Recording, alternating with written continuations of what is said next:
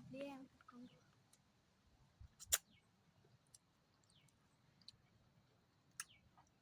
Hi friends, இப்போ வந்து நாங்கள் எங்கே இருக்கோம்னா எங்களோட காட்டில் தான் இருக்கோம், மாங்காய் காட்டில்.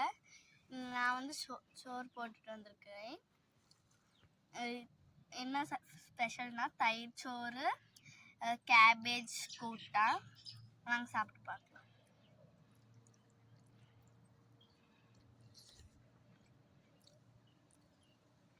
சூப்பராக இருக்கு.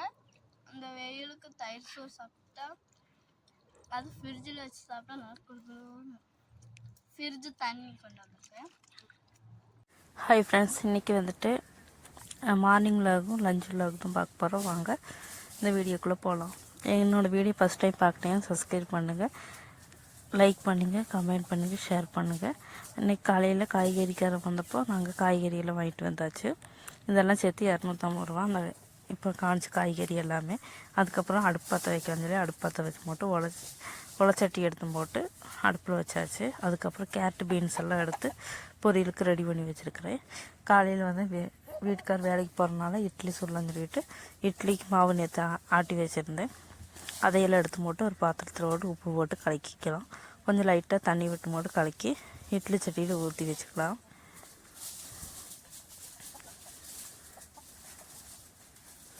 இப்போ இட்லி சட்டியிலலாம் ஊற்றி வச்சாச்சு. அதுக்கப்புறம் சாம்பார் இருந்தது, அதையும் சூடாக்கலாம் சொல்லி மட்டும் சூடாக்கிட்டு இருக்கிறேன் சாம்பார்.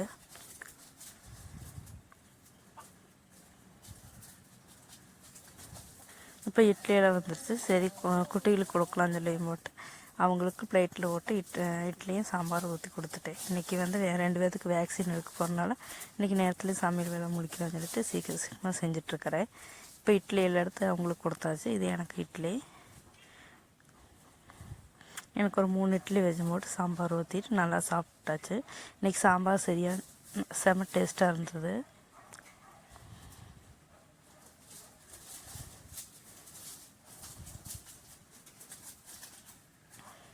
இப்போ இன்றைக்கி வந்துட்டு இட்லியும் சாம்பார் ஊற்றி காலையில் டிஃபன் வேலை முடிஞ்சாச்சு.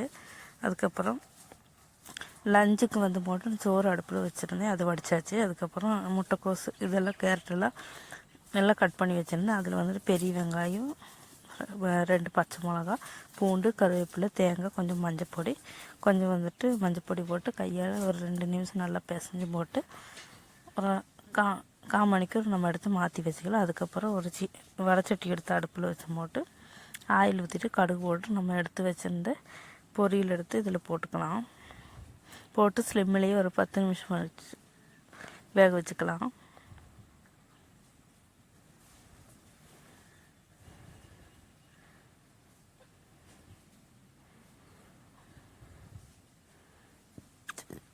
இப்போ ஒரு கிளறி விட்டுக்கலாம்.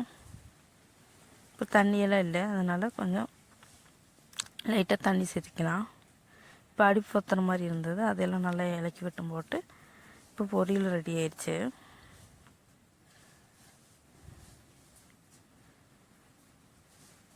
இப்போ பொரியல் ரெடி ஆயிடுச்சு. அதுக்கப்புறம்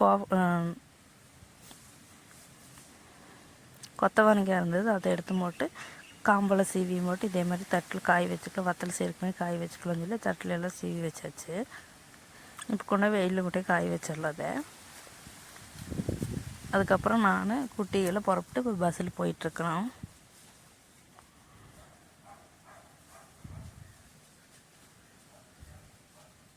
இப்போ சைலண்டாக உட்காந்துருக்குது என்னோடய சின்ன பொண்ணு. ஊசி போடுறேன்னு சொல்லி மட்டும் பயந்துருக்கு வந்துருக்குது. அதுக்கப்புறம் ஊசி போடுறதுக்கு ஹாஸ்பிட்டலில் போயிட்டோம். அங்கே போய் ஹாஸ்பிட்டலுக்கெல்லாம் போய் போட்டு ஊசியெல்லாம் போட்டு அங்கே சூப்பர் மார்க்கெட்டில் போய் மளிகை சாமானெல்லாம் வாங்கியிருக்கோங்க, அதையெல்லாம் வாங்கிட்டு வந்துட்டோம். இன்றைக்கி ஒரு 2 வாரத்துக்கு தேவையான சாதனமெல்லாம் வாங்கிட்டு வந்துட்டோம். நான் என்னெல்லாம் வாங்கியிருக்கிறேன்னு ஷார்ட்ஸில் போட்டிருக்கிறேன்.